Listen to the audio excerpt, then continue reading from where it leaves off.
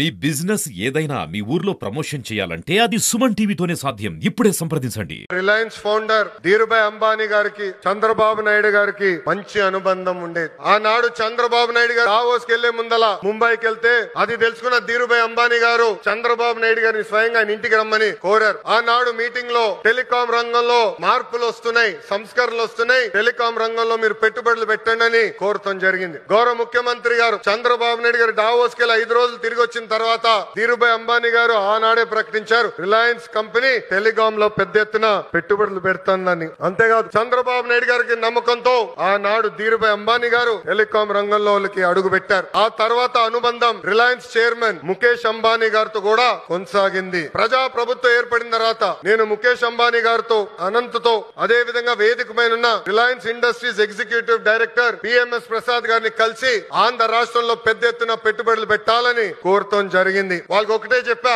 Andhra Pradesh is of doing business కాదు, speed of doing business ఏంటో చేసి చూపిస్తానని హామీ ఇస్తాం జరిగింది. వాళ్ళు నన్ను ఒకటే కోరారు, ఒక పాలసీ తీసుకురండి అని వాళ్ళు కోరితే నేను అనంతకు ఒక ప్రామిస్ చేశా, 21 రోజుల్లో ఇంటిగ్రేటెడ్ క్లీన్ ఎనర్జీ పాలసీ తీసుకొస్తానని చెప్తాం జరిగింది. వేదిక మీద ఉన్న గొట్టపాటి రవి గారి నాయకత్వంలో విజయానంద్ గారు నేను అందరం కలిసి 30 రోజుల్లో ఈ పాలసీ తీసుకొస్తాం జరిగింది. పాలసీ తీసుకొచ్చిన తర్వాత నేను రవి అన్న కూర్చుని మొదటి 100 ప్లాంట్లు మన ప్రకాశం జిల్లాకి తీసుకురావాలని నిర్ణయిస్తాం జరిగింది. నేను చెప్పాను, పాదయాత్ర నాలో చాలా మార్పు తీసుకొచ్చిందని. నా ఇప్పుడు కూడా బాగా గుర్తు, ప్రతిరోజు 15 నుంచి 20 కిలోమీటర్లు నడిచి కరెక్ట్ గా 7:30-8 నైట్ హాల్ట్ కి వెళ్ళిన తర్వాత బూట్లు తీసేసి ఐస్ నీళ్ళలో కాలు పెట్టేవాడు. సరదాగా నాయకులందరం కూర్చుని మాట్లాడుకునే వాళ్ళం. దాంట్లో ఉగ్ర నరసింహారెడ్డి గారు కూడా ఉండేవారు. గంటల తరబడి మాట్లాడుకునే వాళ్ళం. మన ప్రాంతానికి ఏం మార్పు తీసుకురావాలని దానిపైన మేము చర్చించేవాళ్ళం. అప్పుడు ఆనాడే ఉగ్ర నరసింహారెడ్డి గారు నాకు చెప్పారు, మా ప్రాంతంలో వలసలుగా నిరుద్యోగ యువకులు,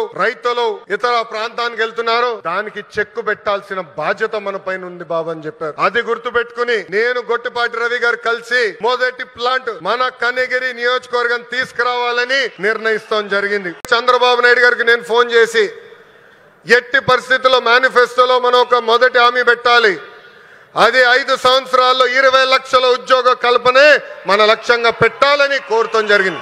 ఆ హామీ ఇచ్చే ముందర నేను అనేక మందితో మాట్లాడా. వాళ్ళందరూ అన్నారు, ఈ హామీ మీరు సాధించగలుగుతారా, చేయగలుగుతారా అని అడిగారు. కానీ వాళ్ళు ఒకటే చెప్పా, నా ధైర్యం ఒకటే, నా బ్రాండ్ ఒకటే, ఆ బ్రాండ్ పేరు 3 అక్షరాల సిబిఎన్. మొన్న ఢిల్లీలో ఒక ఇంటర్వ్యూకి వెళ్ళా.